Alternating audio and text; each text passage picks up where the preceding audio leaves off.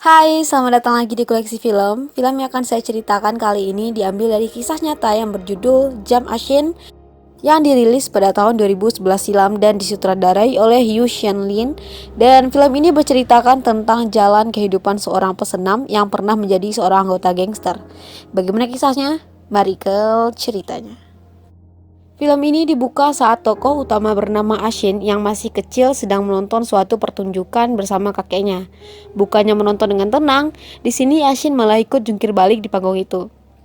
Lalu kita diperlihatkan Ashin kecil yang diam-diam pergi ke tempat latihan anak-anak senam berlatih. Dia tampak tertarik dengan semua itu, lalu iseng-iseng mencoba peralatan yang ada di sana hingga dia pun dilabrak oleh anak-anak anggota senam itu. Labrakan itu tidak mematahkan semangatnya. Di saat anak itu sedang berlatih, Ashin malah ikutan memperhatikan dan mencoba-coba gerakan yang sama. Dan akhirnya ketahuan oleh si pelatih senam itu dan diajaklah dia untuk bergabung. Di rumah, Ashin yang sedang diurut oleh ibunya mengatakan soal ketertarikannya mengenai senam itu, dan ibunya pun menyetujui. Dan besoknya, Ashin kecil langsung berlatih dengan keras dan ternyata di sini kita bisa melihat jika Ashin benar-benar memiliki potensi yang besar dalam bidang ini. Di hari pertandingan, Shu yaitu rival Ashin mengalami cedera di kakinya. Lalu Ashin pun menggantikannya dan mendapatkan medali emas karena hal itu. Medali emas pertamanya.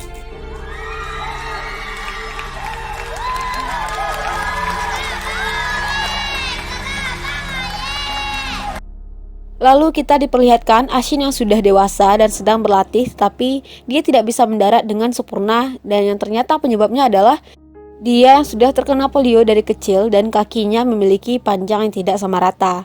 Tetapi dia belum mengetahui tentang fakta ini hingga suatu hari ibunya mengatakan hal tersebut kepada si pelatih dan menyuruh pelatihnya itu untuk mengeluarkan Ashin dari tim. Ditambah karena menurut ibunya itu kegiatan Ashin ini tidak akan bagus untuk masa depannya dan mungkin di sini ibunya itu benar-benar takut Ashin kenapa-napa dengan kekurangannya itu dan dengan kegiatannya ini. Ashin pun kecewa berat dengan ibunya dan memutuskan untuk tidak bicara dengan ibunya itu. Scene selanjutnya memperlihatkan Ashin bersama temannya yang dipanggil Acar sedang menghajar mobil seseorang. Lalu datanglah pesan yang dikirim melalui pager yaitu alat komunikasi pada saat itu yang memberitahu Ashin soal akan adanya pertarungan yang dikirimkan oleh Acar temannya tadi. Di sini diperlihatkan Ashin dan temannya ini adalah ternyata seorang preman dan sedang melawan preman yang lain. Dan terlihat juga karena badannya yang terlatih dan lincah, Ashin bisa dengan mudah menghindari preman-preman itu. Hingga datanglah pesan-pesan lain yang berhubungan dengan pertengkaran dan kali ini tempatnya di tempat dan terlihat jika mbak-mbak operator yang menyampaikan pesan pager itu merasa bersimpati dengan kegiatan dan apa yang dilakukan oleh Ashin. Malamnya saat Ashin sedang makan satu kedai bersama Acar, datanglah sekelompok preman lain yang merupakan anak dari seorang gangster terkenal yang berperilaku seenaknya di sana.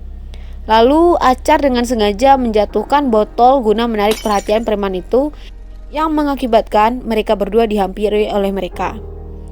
Ashin pun mengancam mereka dengan botol hingga gangster itu pun tidak jadi melawan.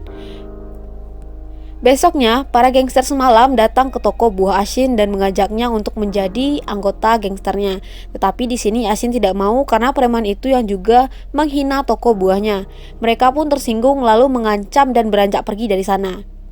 Lalu kita diperlihatkan saat Shu, rival Ashin yang dulu, mengajaknya kembali untuk ikut bergabung masuk ke tim senam. Tetapi di sini Ashin yang sudah terlanjur kecewa kepada pelatihnya yang dulu malah membiarkannya tetap bersikeras tidak mau masuk tim lagi walaupun sebenarnya dia sangat menginginkannya. Dan di suatu malam, Ashin tiba-tiba menelpon operator yang biasa menyampaikan pesan-pesannya sebelumnya. Dia mengajak operator itu untuk berkencan, tetapi si mbak operator ini tidak menanggapi ajakan itu dengan serius. Lalu mereka pun mengakhiri percakapan dengan sebelumnya sedikit berdebat. Terlihat Acar yang sedang gabut di suatu bar hingga bertemu lagi dengan anak gangster tadi.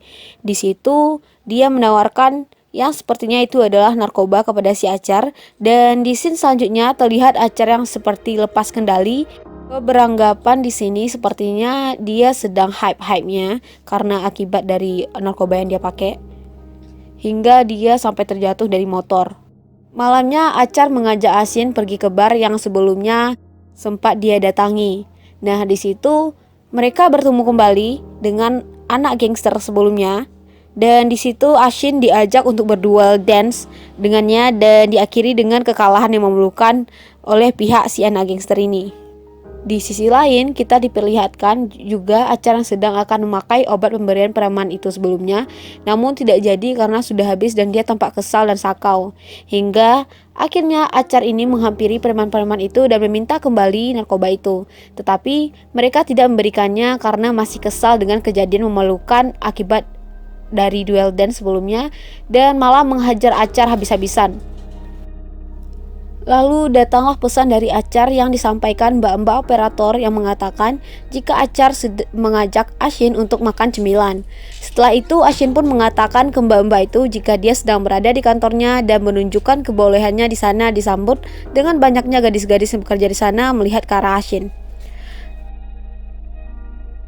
Selanjutnya Ashin yang sudah sampai di lokasi yang dimaksudkan Achar malah tidak menemukan Achar di sana. Tetapi dia pun kaget dengan munculnya anak-anak gangster yang sebelumnya yang malah menghajar Ashin habis-habisan, sedangkan Achar yang bersembunyi dengan babak belur hanya bisa melihat dari kejauhan sambil menyesali perbuatannya. Dan saat Ashin akan dihantam dengan tongkat, tiba-tiba Achar datang dari arah belakang dan memukul kepala anak gangster itu hingga membuatnya pingsan terjatuh dan seperti sudah mati. Ashin yang cemas segera menarik Achar dari sana dan mereka pun menuju rumahnya Ashin.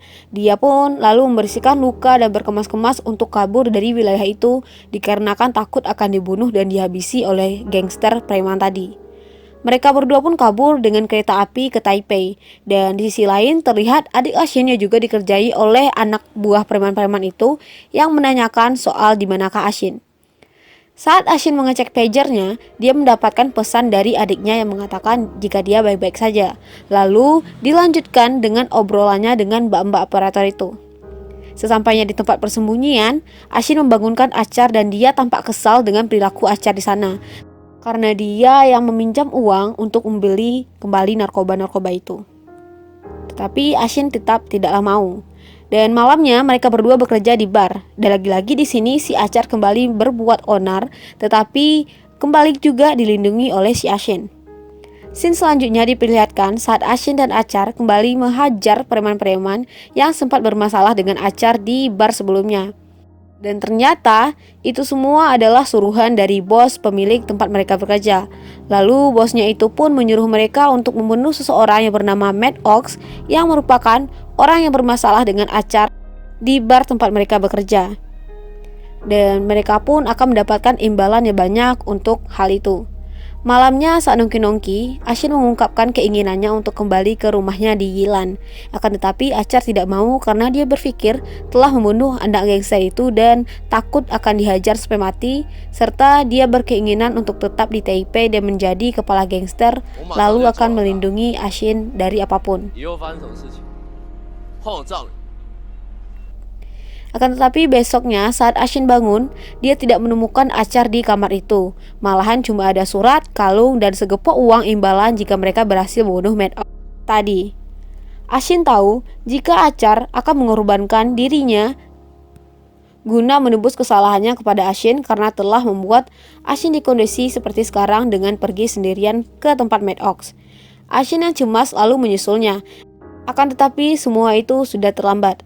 Achar yang tidak mempunyai rencana malahan secara asal-asalan menyerang tempat Mad Ox sendirian dan berakhirlah dia dipukuli secara habis-habisan dan akhirnya dia berakhir meninggal ditembak oleh salah satu anak buah Mad Ox. Ashin yang mengetahui itu menangis sejadi-jadinya dan menyesali peristiwa itu.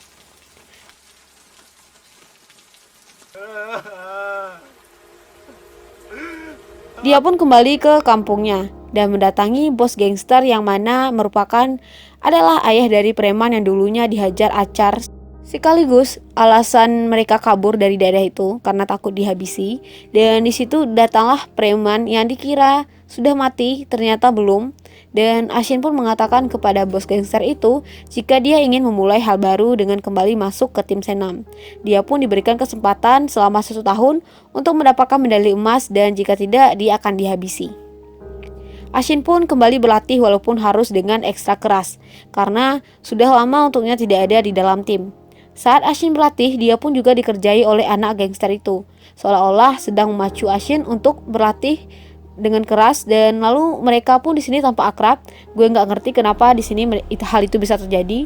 Dan juga di kantor si pelatih, terlihat pelatih dengan bos gangster itu yang sepertinya mereka berdua cukup akrab sebagai teman dan sedang bicarakan Ashin. Kita kembali diperlihatkan interaksi di antara Ashin dan mbak-mbak operator yang ternyata dulunya adalah juga seorang atlet, namun tidak bisa melanjutkan kembali mimpinya dikarenakan ternyata sekarang dia duduk di kursi roda. Dia terus menyemangati Ashin untuk tetap semangat dan jangan menyerah akan mimpinya. Hingga suatu saat Ashin sedang berlatih, dia pun terjatuh dan kepalanya terbentur besi. Lalu diperlihatkanlah kilasan-kilasan ingatan penting dari Ashin, dan saat sampai diingatan mengenai Achar, dia pun menangis terseduh-seduh.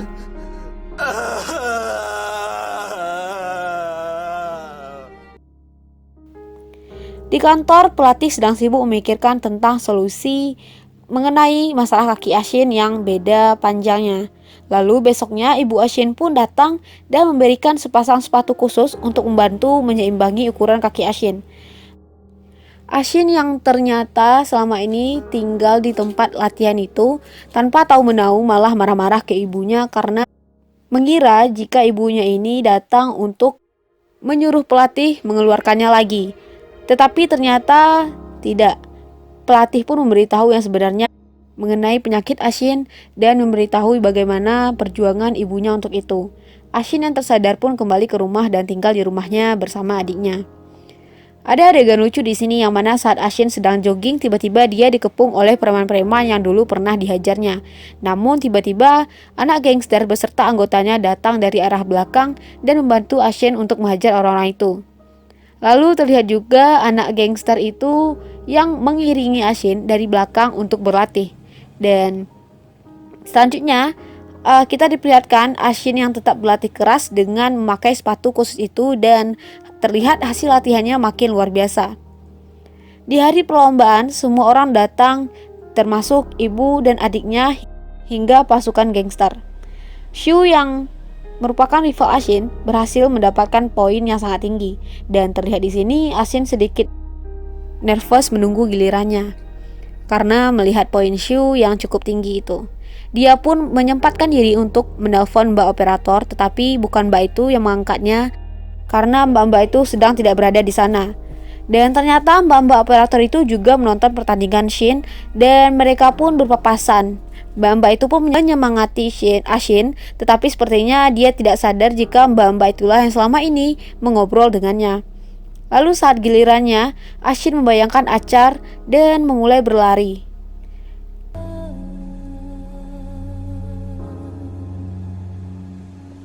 Dapat.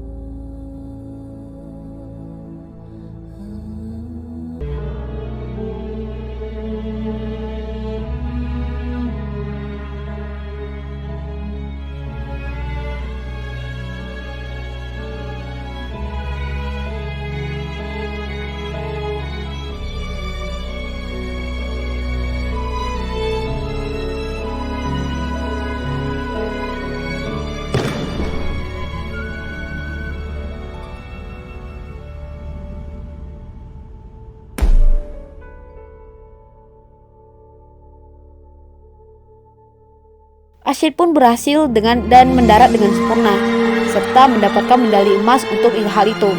Hasil kerja kerasnya tidak sia-sia. Di sini saya jadi terharu banget.